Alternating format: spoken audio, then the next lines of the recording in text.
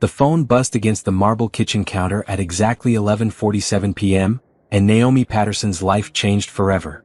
She had been loading the dishwasher when Gabriel's phone lit up with yet another message notification. Her husband of 15 years had been in the shower for the past 20 minutes, and the constant buzzing had been going on for weeks now. Always late at night. Always when he thought she wasn't paying attention. "Baby, I can't wait to feel you again tomorrow. The hotel room is booked for our usual time. I love you so much more than she could ever love you." The words burned into her eyes like acid. Naomi's hands trembled as she picked up the device, her wedding ring catching the kitchen light. She scrolled up through the message thread, each text message a dagger to her heart. "She doesn't touch you the way I do. I hate that you have to go home to her every night. When are you going to leave her? You promised me by Christmas. I bought the lingerie you like. Can't wait to show you." The messages went back months. Hundreds of them. Photos that made her stomach turn. Videos that confirmed her worst fears. All from someone named Stephanie, Gabriel's secretary at his law firm. Naomi sank onto the kitchen stool, her legs giving out beneath her. 15 years of marriage. 15 years of supporting his career, hosting his work parties, being the perfect wife while he built his practice. 15 years of trying to have children that never came, of believing him when he said it didn't matter that they had each other. The shower was still running upstairs.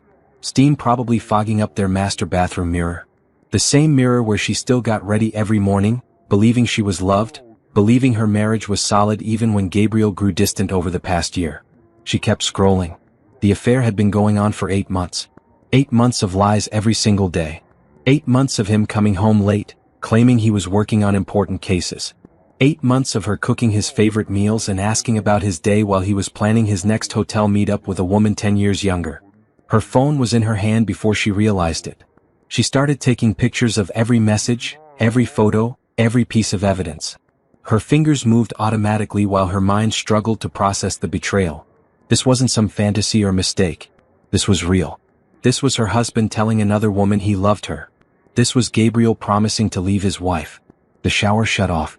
Naomi's heart pounded so hard she could hear it in her ears. She quickly placed his phone back exactly where it had been and stood at the sink, gripping the edge so tightly her knuckles went white. The evidence was now safely stored in her phone, but she felt anything but safe. Footsteps on the stairs. Gabriel humming softly, something he used to do when they were happy. Now she realized he was probably humming because he was thinking about Stephanie. "Hey babe," Gabriel called out as he entered the kitchen, his hair still damp, wearing the navy silk pajamas she had bought him for their anniversary. "You're up late." Naomi turned around slowly. Her husband looked exactly the same as he had that morning, tall, handsome, with the kind of smile that had made her fall in love with him in college. But now she saw something different. The way he wouldn't quite meet her eyes. The way he immediately went for his phone. "Just cleaning up," she managed to say, her voice surprisingly steady. Gabriel picked up his phone and she watched his face carefully. No change in expression as he saw the notifications. He was used to getting late-night messages from his lover. This was routine for him. "I have an early meeting tomorrow," he said, not looking at her. "The Morrison case is heating up." Another lie.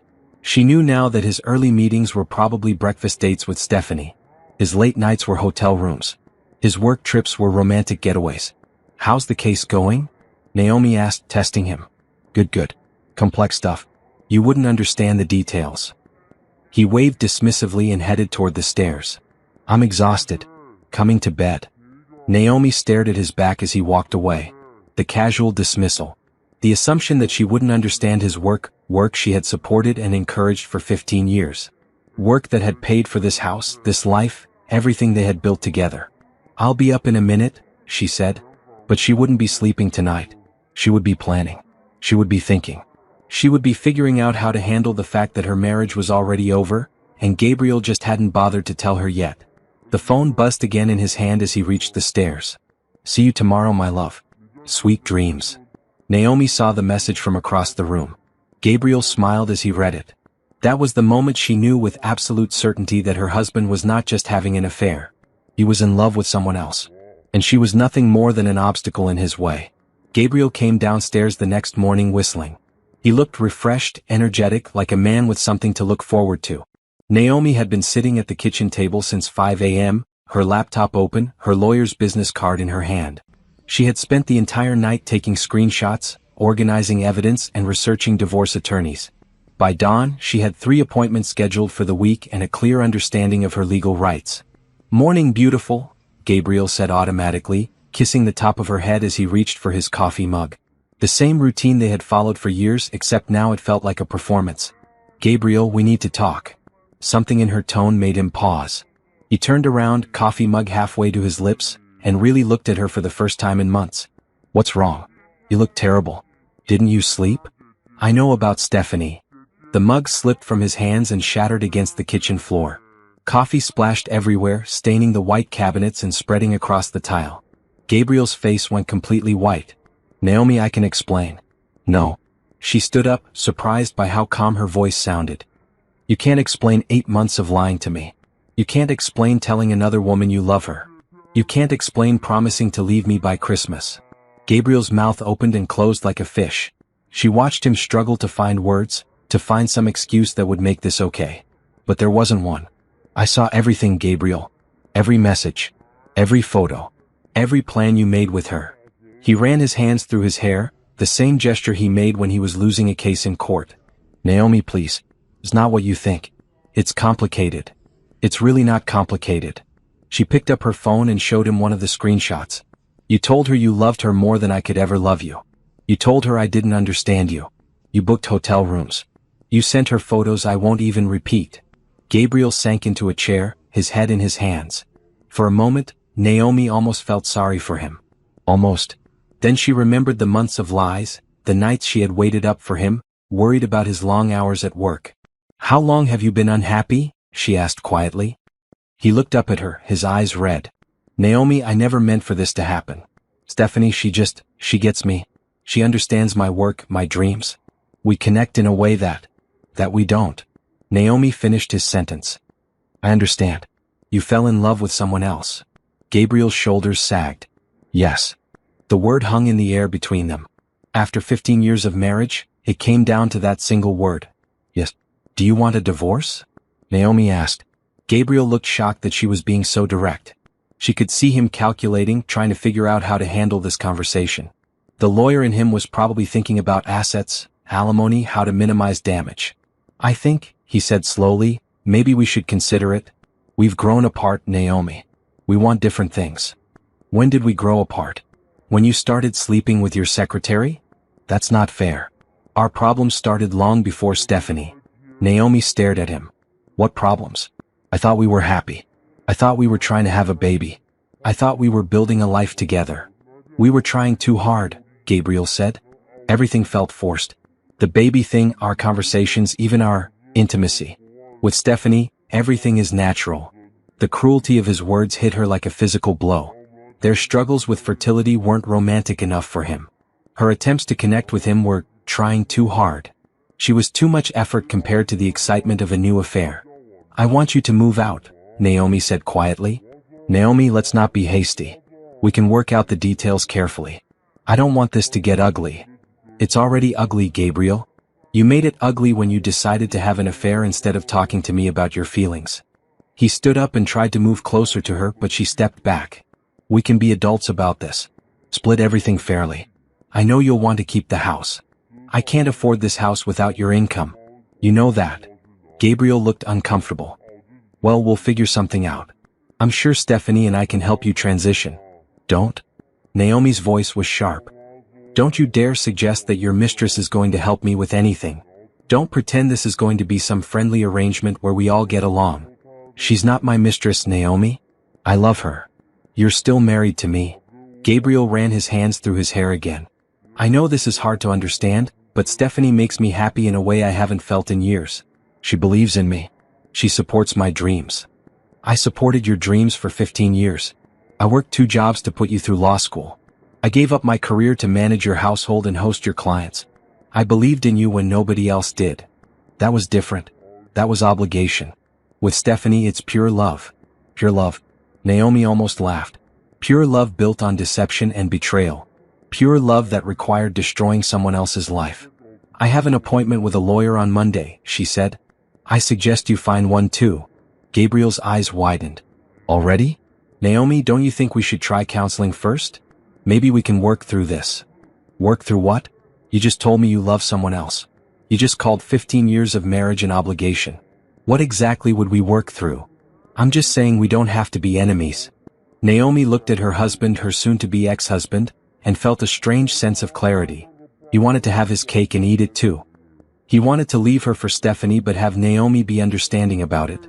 He wanted to blow up their life but not face any consequences. We're not enemies, Gabriel. We're strangers. Apparently we have been for a long time, and I just didn't know it. She walked past him toward the stairs, stepping carefully around the broken coffee mug. Naomi, wait. Where are you going? To pack your things. I want you out by tonight. Tonight?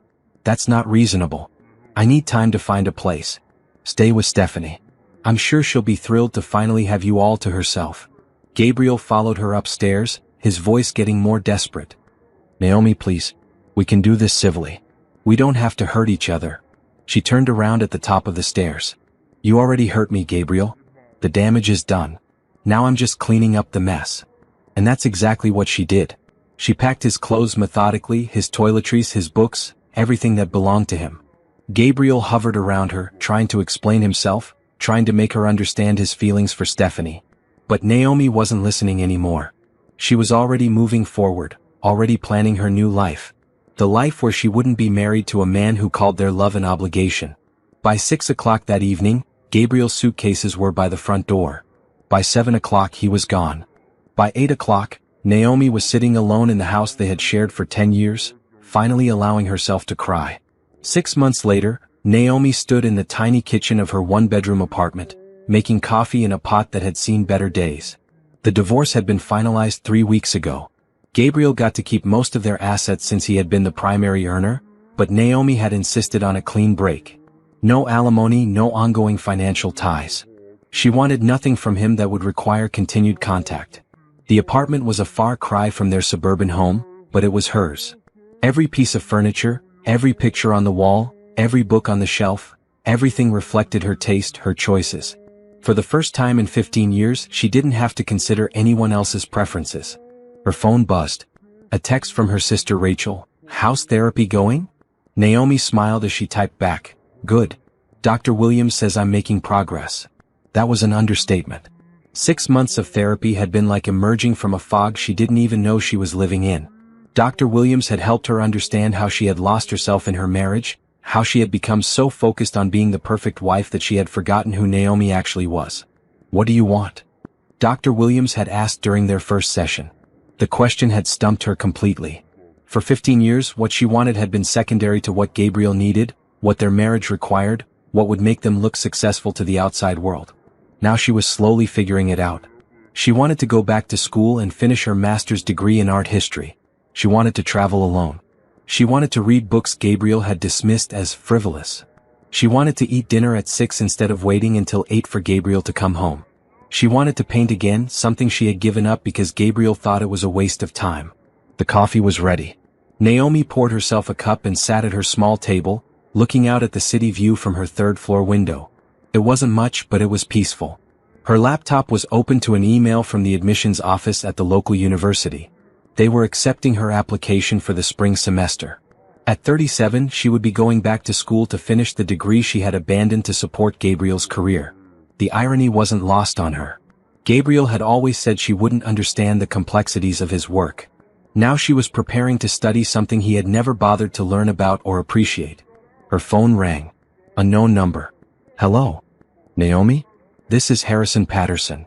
Naomi's grip tightened on the phone. Gabriel's father. She hadn't spoken to him since the divorce was finalized. Harrison had always been kind to her, but she assumed family loyalty would put him firmly on Gabriel's side. Mr. Patterson. How are you? I'm well, thank you. And please call me Harrison. I was wondering if we could meet for coffee sometime.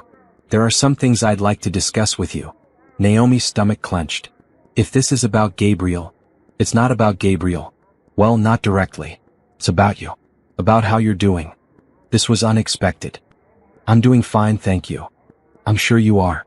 You're a strong woman. But I'd still like to see you if you're willing. I know my son hurt you badly, and I want you to know that not everyone in the family supported his choices. Naomi was quiet for a moment.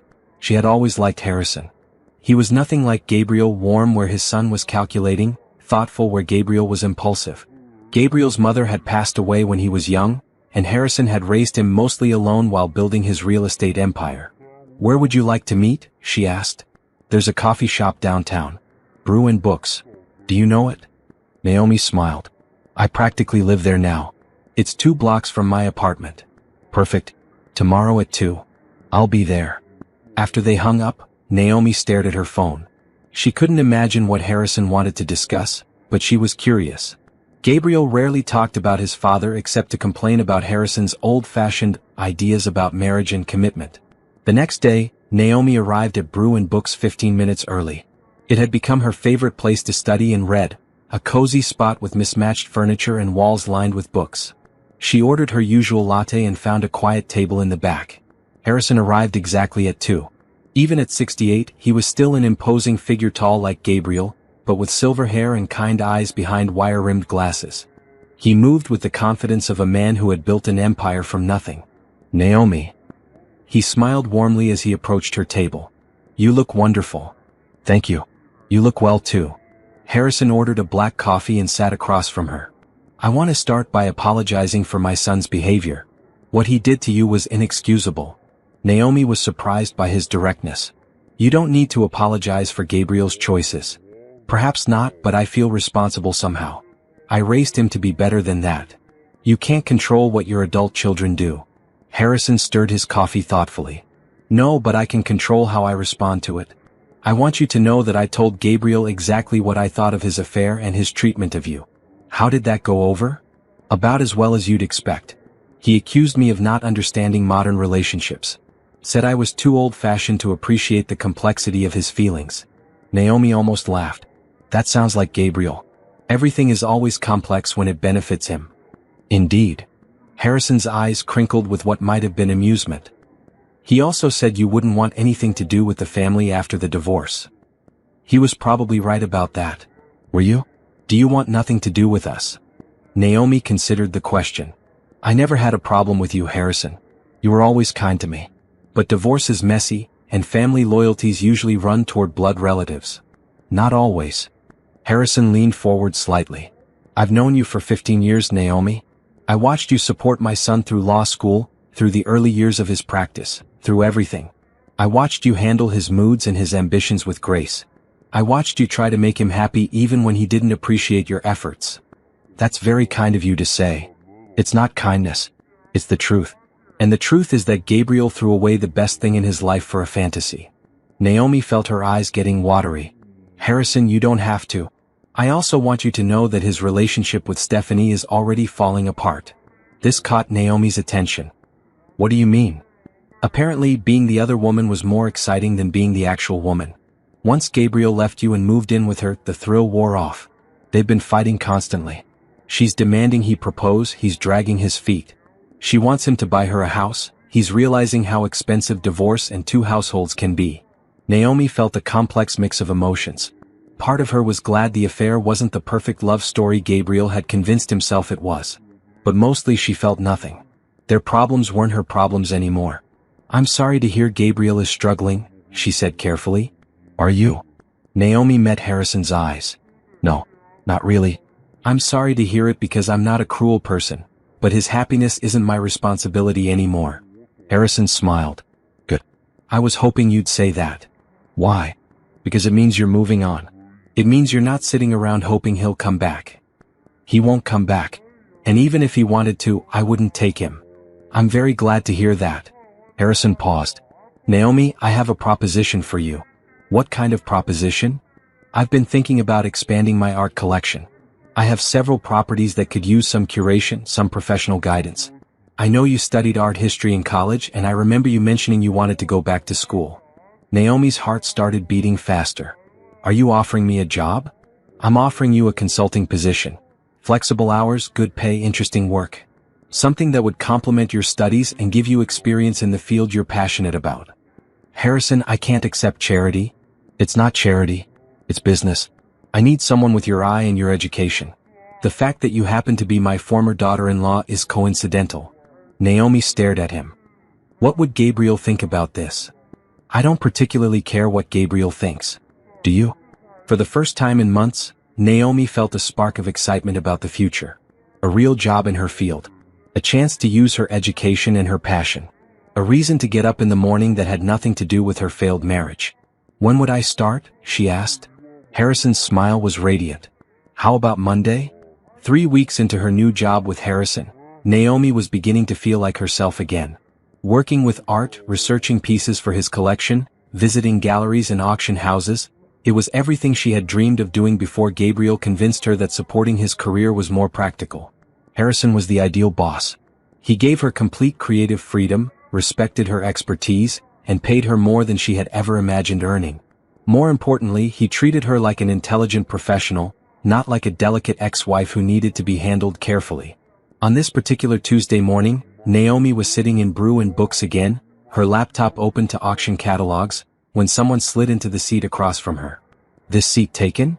She looked up to see Harrison holding 2 coffee cups, smiling at her with that warm expression that was becoming familiar. Harrison, what are you doing here? She closed her laptop, suddenly self-conscious about working in a coffee shop instead of a proper office. I was in the neighborhood and thought I'd see how my best consultant was doing. He handed her one of the cups. Vanilla latte, right? How did you know that's my order? I pay attention. Harrison settled into his chair, looking completely at ease in the casual coffee shop setting despite his expensive suit. How's the research going for the downtown gallery? Really well. I found 3 pieces that would work perfectly for the space. There's a local artist, Patricia Morrison, whose work would complement the architecture beautifully. Tell me about her. As Naomi described Patricia's paintings, she noticed how intently Harrison listened. Gabriel used to tune out whenever she talked about art, but Harrison asked thoughtful questions and seemed genuinely interested in her opinions. You're very passionate about this, he observed when she finished. I am. I forgot how much I loved it until I started working with you. What made you stop? Naomi hesitated. She didn't want to make this about Gabriel, but Harrison's question deserved an honest answer.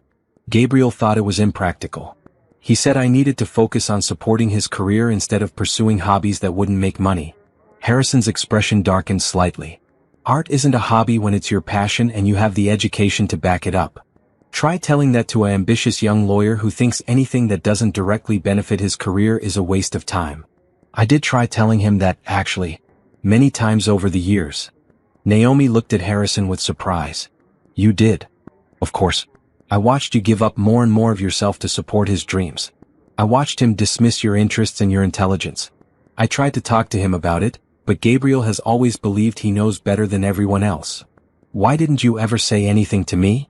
Harrison stirred his coffee thoughtfully. It wasn't my place. You were married to my son, not to me. I couldn't interfere in your marriage even when I could see it was making you unhappy. I didn't think I was unhappy. Weren't you? Naomi considered this. I thought I was being a good wife. I thought supporting Gabriel was what marriage meant. Supporting your spouse is part of marriage. Disappearing into their shadow is not. They sat in comfortable silence for a moment. Around them, the coffee shop hummed with quiet conversation and the sound of espresso machines. Harrison, can I ask you something personal? Of course. How did you know? About your marriage, I mean. How did you know what it was supposed to look like? Harrison's face softened. Gabriel's mother, Patricia, was the strongest woman I ever knew. She supported my dreams absolutely, but she never gave up her own. She was a teacher and she loved it. Even when I became successful enough that she didn't need to work, she kept teaching because it fed her soul. That's beautiful. She used to say that a good marriage makes both people bigger, not smaller.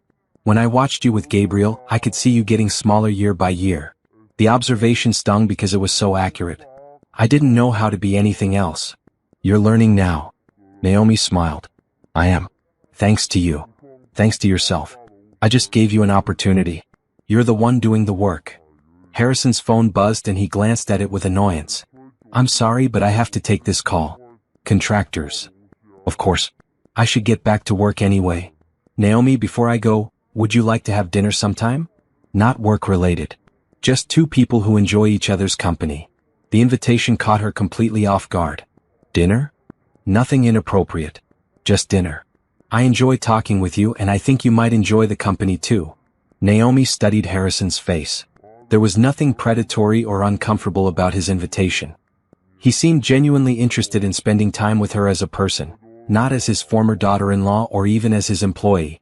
I'd like that, she said. Excellent. Saturday night? I know a wonderful Italian place that's quiet enough for actual conversation. Saturday sounds perfect. After Harrison left, Naomi sat staring at her coffee cup. Dinner with Gabriel's father. Felt strange but not wrong. Harrison was a good man who had been kind to her during the worst period of her life. There was nothing inappropriate about two adults having dinner together. Still, she could imagine Gabriel's reaction if he found out. The thought made her smile slightly. Gabriel had given up any right to have opinions about her social life when he chose to have an affair. Her phone buzzed. A text from Rachel, "How's the new job going?" "Really well. Harrison is a great boss." That's Gabriel's dad, right? Isn't that weird? Not as weird as I thought it would be. He's nothing like Gabriel. In what way? Naomi thought about how to explain it. He listens when I talk. He respects my opinions. He treats me like an intelligent adult. Basic human decency shouldn't be surprising, but I guess it is when you've been married to Gabriel for 15 years. Rachel was right. The fact that Harrison's kindness and respect felt special said more about Gabriel's treatment of her than she wanted to acknowledge. But that was behind her now. She was building a new life, rediscovering her passions, planning for her future. And if that new life included friendship with a man who happened to be her ex-husband's father, well, that was her choice to make. Saturday couldn't come fast enough. Saturday evening arrived with unexpected nervousness. Naomi stood in front of her small closet, realizing she didn't own anything appropriate for dinner at an upscale Italian restaurant. Her wardrobe had been carefully curated for Gabriel's work events, conservative, understated, designed to make her blend into the background rather than stand out. She finally settled on a simple black dress she had bought for the divorce proceedings, pairing it with her grandmother's pearl earrings. Looking in the mirror, she felt like she was preparing for a date, which was ridiculous. This was dinner with Harrison, her boss, her ex-father-in-law. A friendly meal between two adults. So why was her heart racing? Harrison picked her up at 7, driving a classic Mercedes that somehow suited him perfectly. He looked distinguished in a dark blue suit, nothing flashy or showy, just elegantly understated. "You look lovely," he said as he held the car door open for her. "Thank you. This feels very fancy for me these days." "You deserve fancy things, Naomi. You deserve to be treated well." The restaurant was exactly as Harrison had described, intimate, sophisticated, with soft lighting and tables spaced far enough apart for private conversation. The maitre d' greeted Harrison by name and led them to a corner table with a perfect view of the city lights. "You come here often?" Naomi asked as she settled into her chair. "Patricia and I used to come here for special occasions. It holds good memories." "Do you still miss her?" Harrison considered the question while the waiter poured their wine. "Every day. But missing someone and being unable to move forward are different things. Patricia wouldn't want me to stop living because she couldn't be here with me." "How long has it been?" 12 years. Gabriel was 25 when she passed. Old enough to be on his own, but young enough to still need a mother's guidance. "Is that why he?" Naomi stopped herself. "Why he what?" "I was going to say, is that why he has trouble with commitment? But that's not fair. Plenty of people lose parents and don't become serial cheaters." Harrison smiled sadly. "No, Gabriel's problems with commitment stem from Gabriel's problems with empathy. He's always believed that his feelings matter more than anyone else's. You're very hard on your son." "I'm honest about my son. There's a difference." The food arrived, perfectly prepared pasta that somehow tasted even better because of the company. Naomi found herself relaxing as the evening progressed. Harrison was an excellent conversationalist, asking about her classes, her future plans, her thoughts on the art pieces they had been researching together. "What's your favorite period?" he asked as they shared tiramisu for dessert. "Impressionism, definitely. There's something about the way they captured light and feeling rather than just exact representation. It feels more honest somehow." "Honest how?" "Like they were painting what they felt about a moment, not just what they saw. The emotion behind the image." Harrison nodded thoughtfully. "That's probably why you're so good at selecting pieces for my properties. You understand the emotional impact of art, not just the technical aspects. Gabriel always said I was too emotional about everything." "Gabriel is an idiot." The blunt statement made Naomi laugh out loud. "Harrison." "What?" "Yes. Any man who would describe his wife as too emotional doesn't understand the first thing about what makes a woman remarkable." "Is that what made Patricia remarkable?" "Her emotions. Among other things." She felt everything deeply: joy, sadness, anger, love. It made her passionate about teaching, passionate about our marriage, passionate about raising Gabriel. She never apologized for feeling things strongly. I spent years trying to feel things less strongly. Gabriel said it made me difficult to live with. Harrison's expression grew dark. Gabriel has spent his entire adult life avoiding difficult emotions. When his mother died, instead of grieving properly, he threw himself into law school. When you had fertility struggles, instead of processing that loss with you, he distanced himself. When your marriage hit rough patches, instead of working through them, he found someone new and exciting. You seem to have given this a lot of thought. I have. I've watched my son hurt people I care about, and I felt powerless to stop it. People you care about? Harrison met her eyes across the table. You, Naomi. I care about you. I always have. The words hung in the air between them. Naomi felt something shift in her chest, a warmth that had nothing to do with the wine. Harrison, I know this is complicated. I know the situation is unusual. But I want you to know that my feelings about you have nothing to do with Gabriel. You're a remarkable woman who deserves to be appreciated for who you are. What are you saying? I'm saying that somewhere along the way, I stopped thinking of you as my former daughter-in-law and started thinking of you as someone I genuinely enjoy spending time with. Someone I look forward to seeing. Someone who makes me laugh and challenges me to think differently. Naomi's heart was pounding again, but this time it wasn't nervousness. It was possibility. I enjoy spending time with you too, she said quietly. Would you like to do this again? Dinner, I mean. Not as boss and employee, not as former family members, but as Naomi and Harrison. Yes, she said without hesitation. I would like that very much. Harrison smiled, and for the first time since her divorce, Naomi felt genuinely excited about the future. Not just about going back to school or building her career, but about the possibility of connection with someone who saw her clearly and valued what he saw. As Harrison drove her home, she thought about how different this felt from her marriage. Gabriel had always made her feel like she was too much, too emotional, too needy, too interested in things he considered unimportant. Harrison made her feel like she was exactly enough. Thank you for tonight, she said as they pulled up to her apartment building. Thank you for saying yes. Harrison walked her to her door, a perfect gentleman, but as she unlocked her apartment, he touched her hand gently. Naomi, I want you to know that whatever this becomes, there's no pressure. I'm not going anywhere, and neither is your job. We can take this as slowly as you need. What about Gabriel? What about family complications? Gabriel made his choices. Now I'm making mine. That night, Naomi lay in bed thinking about the evening. About Harrison's kindness, his respect for her intelligence, his appreciation for her emotions. About the way he looked at her like she was valuable, interesting, worth listening to. For the first time in years, she fell asleep smiling.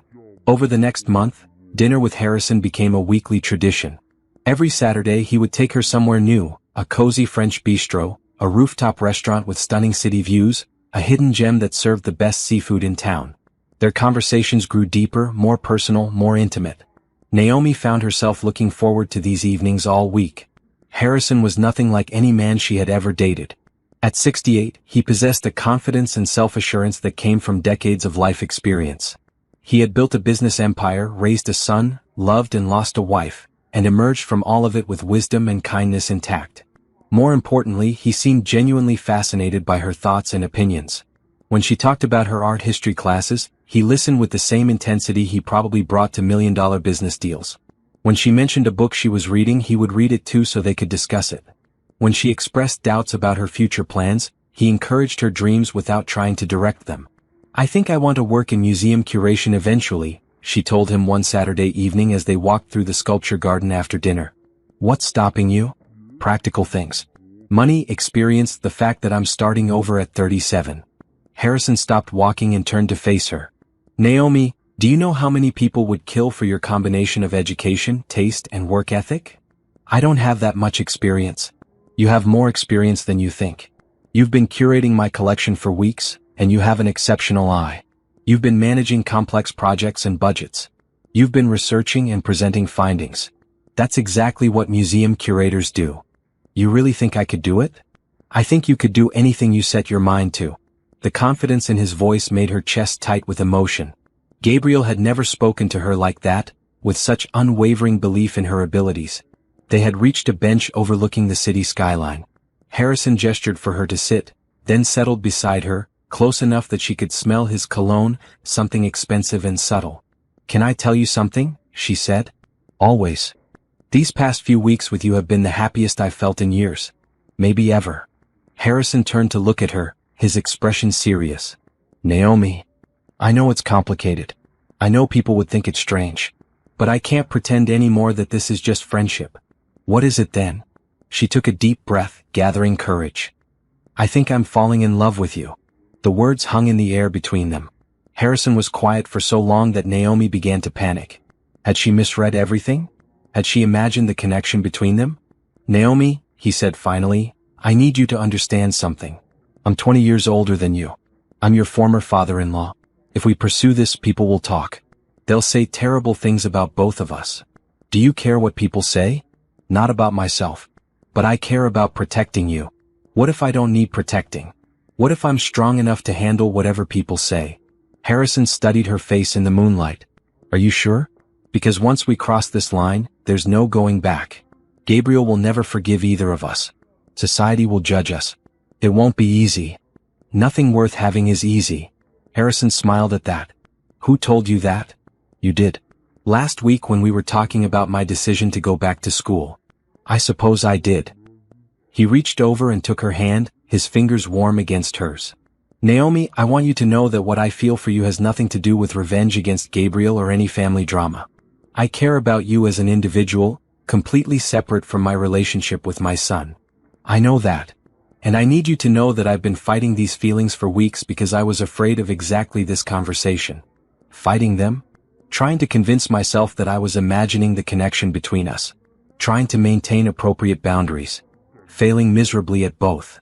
Naomi felt her heart racing. "So you feel it too?" "I felt it since that first day in the coffee shop when you talked about Patricia Morrison's paintings with such passion. I realized I could listen to you talk about art for hours. Then I realized I could listen to you talk about anything for hours." "Harrison, I'm falling in love with you too, Naomi. Against my better judgment, against all logic, against everything that says this is a terrible idea."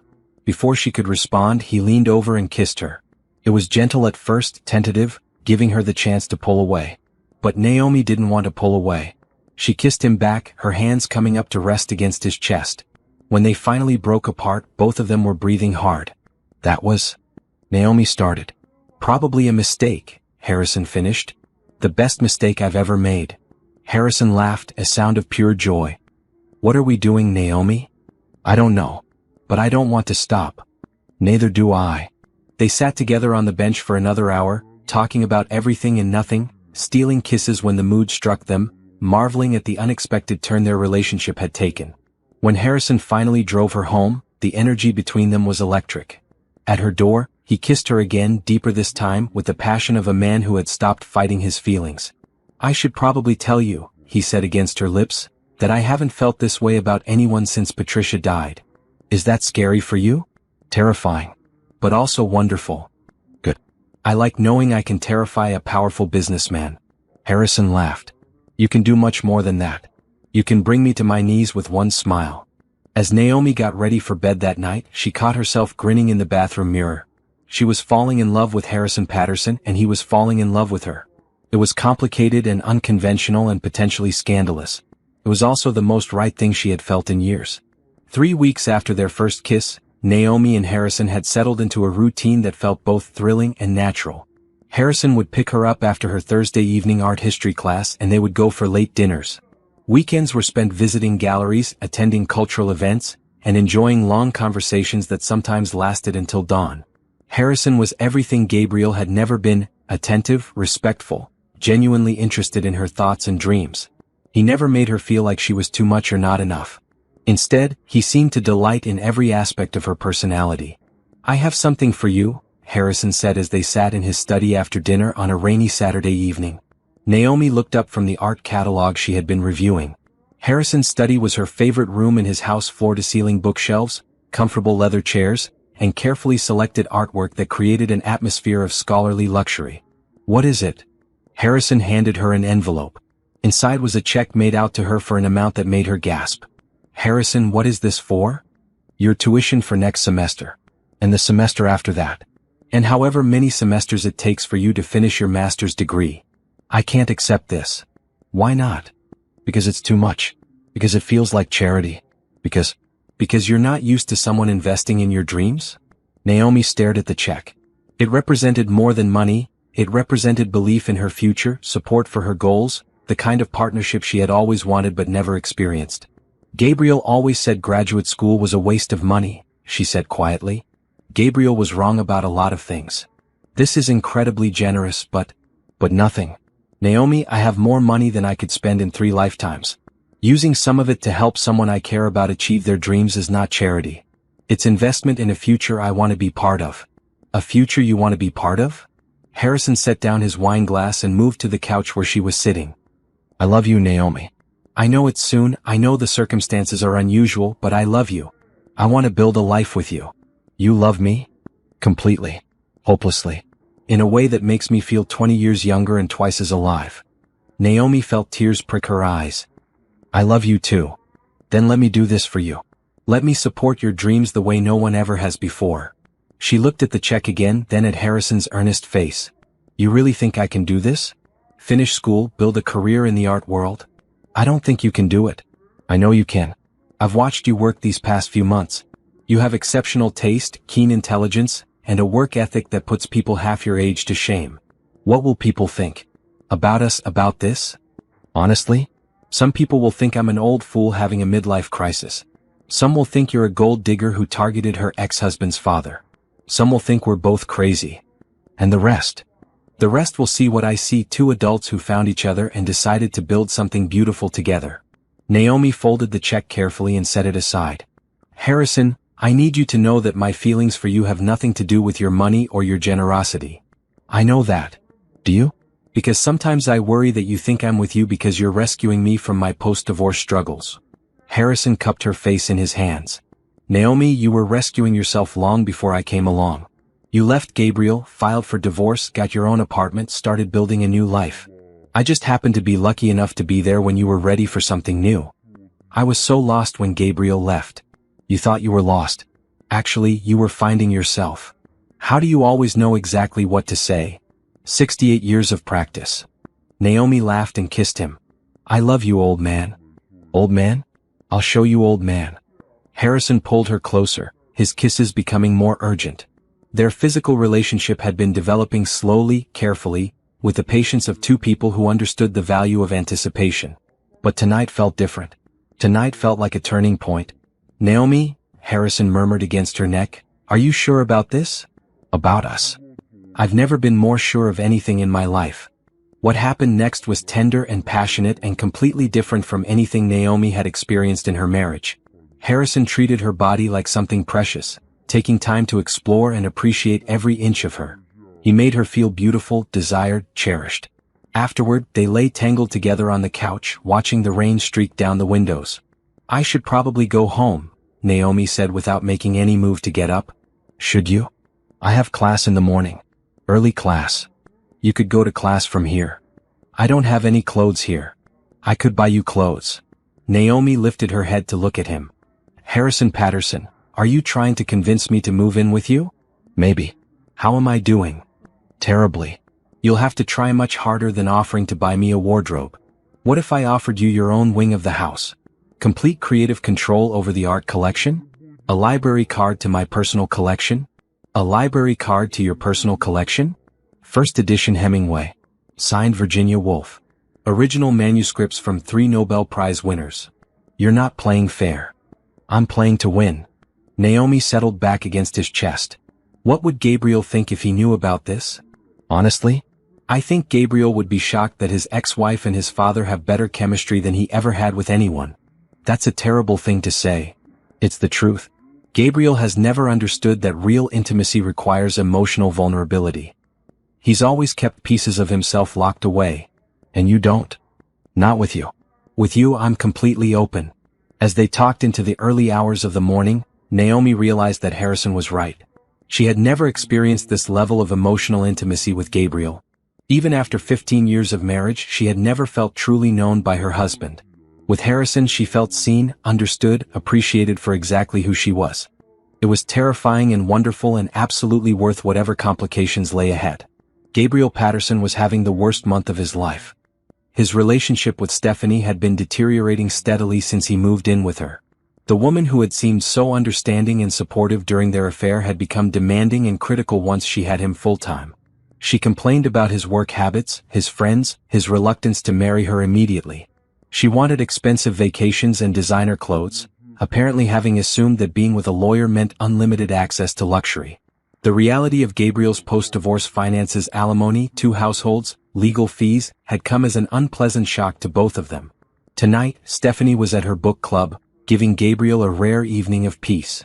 He decided to take himself out for dinner at Romano's, the upscale Italian restaurant where he used to take Naomi for special occasions. He was scrolling through his phone, trying to ignore the empty chair across from him, when he saw them.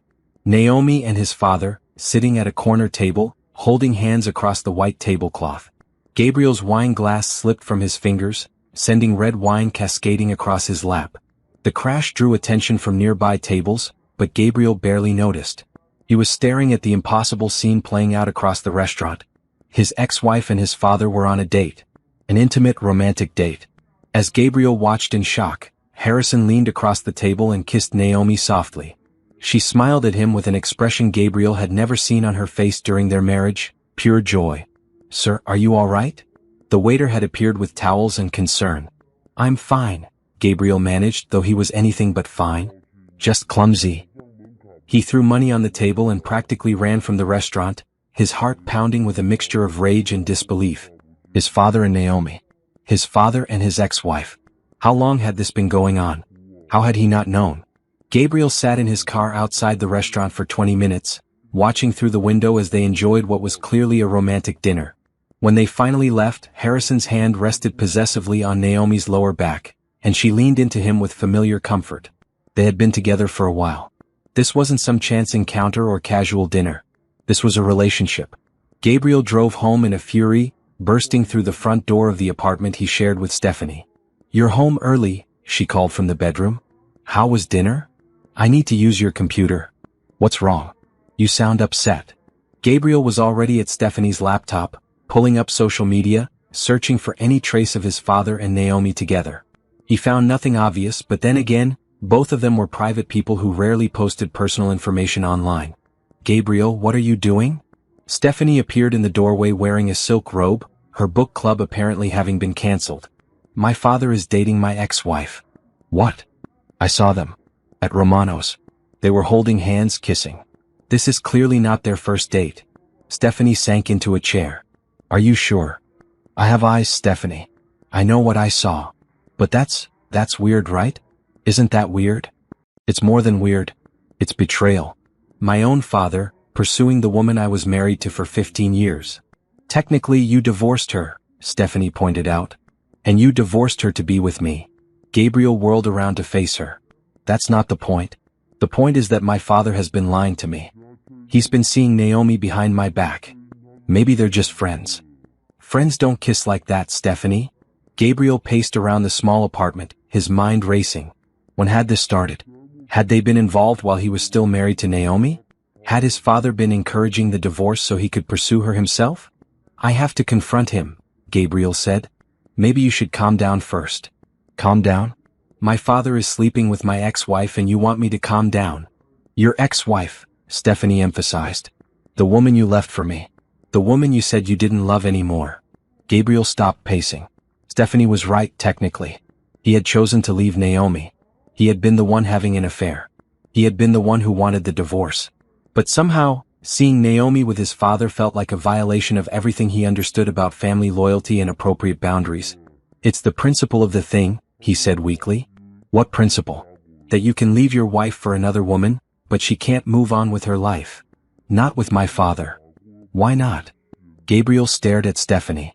"Whose side are you on?" "I'm on our side." "But Gabriel, you can't have it both ways.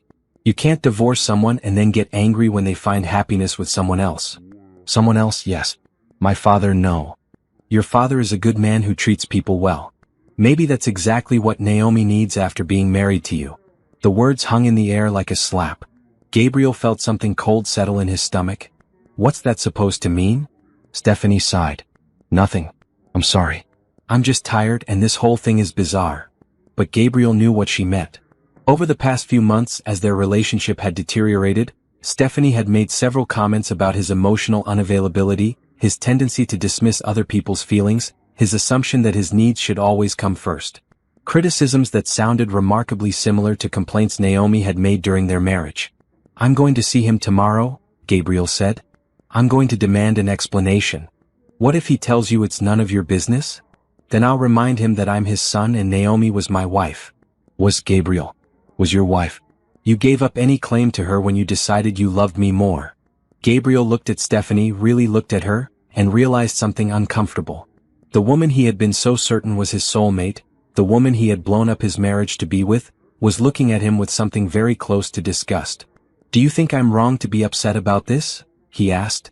"I think you're wrong to be surprised by this. You threw away a 15-year marriage for an affair. Did you really expect Naomi to sit around pining for you forever?" Gabriel didn't answer. The truth was, some part of him had expected exactly that. Some part of him had assumed that Naomi would always be there, always be available if he changed his mind. The idea that she had moved on, and moved on with his own father, was more devastating than he wanted to admit. The next evening, Gabriel sat in his car outside his father's mansion, working up the courage to go inside.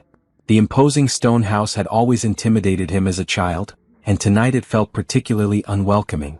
He had called ahead, demanding a meeting. Harrison had agreed calmly, which somehow made Gabriel even angrier. His father wasn't even bothering to deny the relationship or act ashamed about it.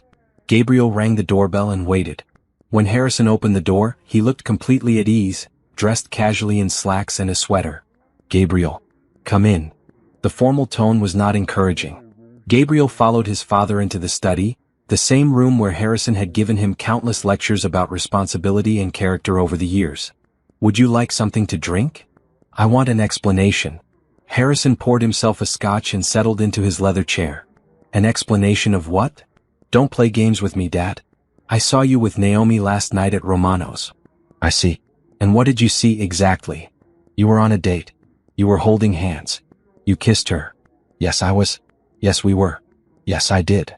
Gabriel was thrown by his father's complete lack of defensiveness. "So you admit it?" "I admit what? That I care about Naomi? That we enjoy each other's company? That we've developed feelings for each other?" "Yes, Gabriel, I admit all of that." "How long has this been going on?" "We've been friends for several months. The romantic aspect is more recent." "Several months? You've been seeing my ex-wife for several months and didn't think to mention it?" Harrison took a sip of his scotch. "Why would I mention it? Your divorce was finalized. Your relationship with Naomi was over. My personal life is not your concern. She's my ex-wife." Emphasis on ex. Gabriel paced around the room, his anger building. "This is unbelievable. My own father, going after the woman I was married to for 15 years. I didn't go after anyone, Gabriel. Naomi and I became friends. Friendship evolved into something deeper. These things happen between adults." "Adults?" "She's young enough to be your daughter. She's 37 years old. Hardly a child. And you're 68. People are going to think you're having some kind of crisis." Harrison's expression hardened slightly. "I don't particularly care what people think. I care about Naomi's happiness and my own. What about my feelings? What about family loyalty? What about them?" Gabriel stopped pacing and stared at his father. "I'm your son." "Yes, you are. And as my son, I would hope you'd want me to be happy. Not with my ex-wife." "Why not?" The simple question stumped Gabriel. He searched for reasons beyond his wounded pride and sense of ownership. "Because it's inappropriate. Because it's weird. Because it makes family gatherings impossible. Family gatherings haven't been an issue since you chose to have an affair with your secretary instead of working on your marriage." Gabriel felt heat rise in his face. "That's different." "How?" "Because Stephanie and I are in love. We're building a life together. And Naomi and I aren't?" The question hung in the air. Gabriel realized he hadn't considered that his father might be serious about Naomi, might see her as more than just a rebound relationship. "Are you?" he asked quietly. "Very much so." "Dad, this is crazy. You barely know her." "I've known Naomi for 15 years, Gabriel. I've watched her support your career, handle your moods, try to make you happy even when you didn't appreciate her efforts. I probably know her better than you do." The accusation stung because it felt true. Gabriel realized he couldn't name Naomi's favorite book, her biggest fear, or what she dreamed about for her future. He had been married to her for 15 years without really knowing her. "She's not right for you," Gabriel said desperately. "Why not?" Because she's emotional. She cries at movies. She gets too attached to things. She's high maintenance." Harrison's expression grew cold. "She's passionate, empathetic, and caring. Those aren't flaws, Gabriel.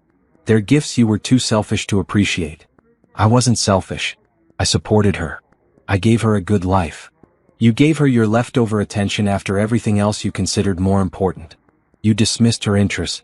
You made her feel like loving you was her full-time job." Gabriel felt like he was being attacked from all sides. "I made mistakes, okay? But that doesn't give you the right to what? To care about her? To treat her well? To give her the love and respect she deserves? To betray your own son?" Harrison stood up abruptly. "I betrayed you? You betrayed her, Gabriel. You betrayed 15 years of marriage for an affair with a woman you barely knew. You threw away the best thing in your life, and now you're angry that someone else recognizes her value? She was my wife. She was your wife, and you treated her like she was disposable. Well, congratulations. You disposed of her. Now she's with someone who appreciates what he has." Gabriel felt tears of rage and frustration building behind his eyes. "If you do this, if you pursue this relationship with her, I'll never forgive you." Harrison's expression softened slightly. "Gabriel, I hope that's not true. You're my son and I love you.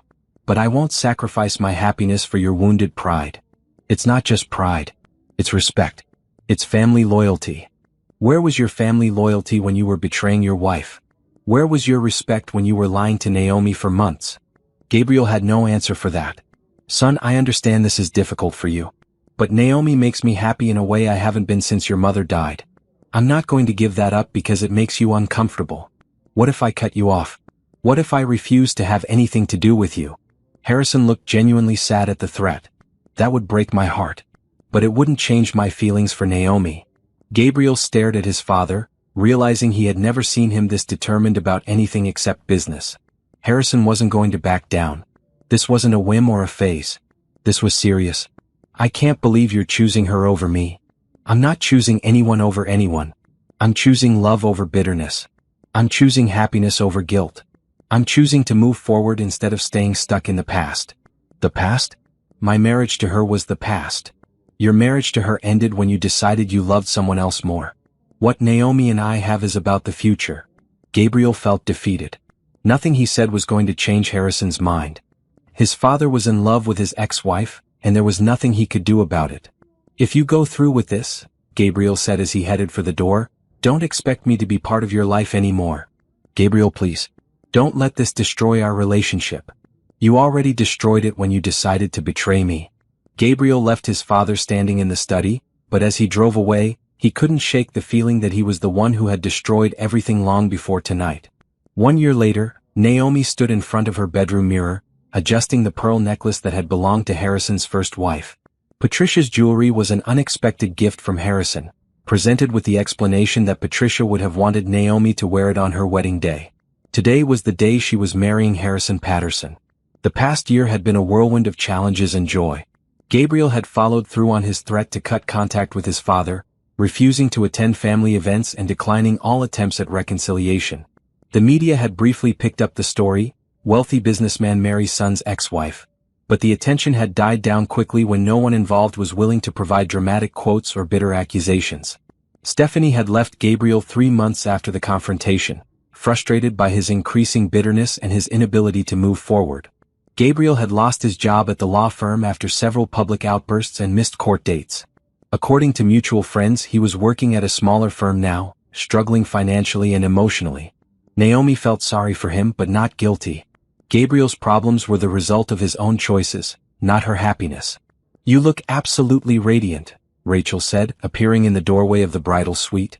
As Naomi's maid of honor, she had been instrumental in planning the small, elegant ceremony. "I feel radiant," Naomi said, and meant it. She was finishing her master's degree with a 4.0 GPA. She had been offered a position as assistant curator at the city's most prestigious art museum, starting after her honeymoon. She was about to marry a man who loved her completely and supported her dreams unconditionally. Most importantly, she had rediscovered herself. The confident, passionate woman who had gotten lost somewhere in 15 years of trying to be the perfect wife for the wrong man. "Are you ready?" Rachel asked. More than ready. The ceremony was held in Harrison's garden, transformed into a fairy tale setting with white flowers and soft lighting. 50 guests, close friends and family members who supported their relationship, watched as Naomi walked down the aisle to meet the man who had changed her life. Harrison waited for her at the altar, looking distinguished in a dark gray suit, his eyes bright with love and joy. At 69 he was more handsome than ever, and the way he looked at Naomi made her feel like the most beautiful woman in the world. "Dearly beloved," the minister began, "we are gathered here today to celebrate the union of Harrison and Naomi, two people who found love when they least expected it, and who have chosen to build a future together based on mutual respect, shared values and genuine affection." As they exchanged vows, Naomi thought about the journey that had brought her to this moment. The devastation of discovering Gabriel's affair. The pain of divorce. The slow process of rebuilding her life. The unexpected friendship that had blossomed into love. "Harrison," she said when it was her turn to speak, "you taught me that love shouldn't require me to make myself smaller. You showed me that the right person will appreciate my passions, encourage my dreams, and celebrate my emotions instead of asking me to diminish them. You make me feel valued, understood, and cherished every single day." Harrison's vows were equally heartfelt. "Naomi, you brought joy back into my life when I thought I was too old for new adventures. You challenged me to see the world through different eyes. You make every day brighter just by being in it. I promise to support your dreams, respect your independence, and love you exactly as you are for the rest of my life." When the minister pronounced them husband and wife, their kiss was met with enthusiastic applause and not a few tears from the assembled guests. The reception was held in Harrison's ballroom, decorated with Naomi's favorite flowers and featuring a menu she had helped design. The couple's first dance was to "The Way You Look Tonight," and as they moved together across the dance floor, Naomi felt a profound sense of rightness about her choice. "Any regrets?" Harrison murmured in her ear as they danced. "Only that it took me so long to find you. You found me exactly when you were supposed to. Any earlier and you wouldn't have been ready for this. What about you? Any regrets about marrying your son's ex-wife?" Harrison's expression grew serious. "I regret that Gabriel can't be happy for us. I regret that his stubbornness is costing him our relationship. But I don't regret falling in love with you for a single second. Do you think he'll ever come around?" "I hope so. But even if he doesn't, I won't regret choosing love over fear." Later that evening, as the guests were leaving and the cleanup was beginning, Naomi slipped away to the garden for a moment of quiet reflection. She was still wearing her wedding dress, but she had kicked off her shoes and was walking barefoot across the grass. "Hiding from your own reception?" Harrison appeared beside her, having loosened his tie and rolled up his sleeves. "Just taking a moment to appreciate everything." Harrison put his arm around her waist and pulled her close. "What are you appreciating?" "This life. This love. The fact that sometimes the worst thing that happens to you leads to the best thing that happens to you." "You think divorcing Gabriel was the worst thing?" "At the time, yes. It felt like my whole world was ending. I thought I had failed at the most important thing in my life. And now? Now I know that my marriage to Gabriel was practice for my marriage to you. I had to learn what love wasn't before I could recognize what love is." Harrison kissed her temple. "What is love, Mrs. Patterson?" "Love is what we have. Partnership, respect, genuine enjoyment of each other's company. Love is feeling free to be yourself and being appreciated for who you are. Love is also great sex," Harrison added with a grin. Naomi laughed. "That too." As they stood together in the moonlight, Naomi thought about Gabriel one last time. She hoped he would find his way to genuine happiness eventually. She hoped he would learn from his mistakes and become a better man for his next relationship. But his happiness was no longer her responsibility. Her responsibility now was to love and be loved by the extraordinary man standing beside her. "Ready to start our honeymoon, Mr. Patterson?" "I've been ready since the day I met you, Mrs. Patterson." Hand in hand, they walked back toward the house, toward their future, toward the kind of love story Naomi had never dared to dream was possible. Behind them, the garden glowed with fairy lights and the lingering magic of a perfect wedding day.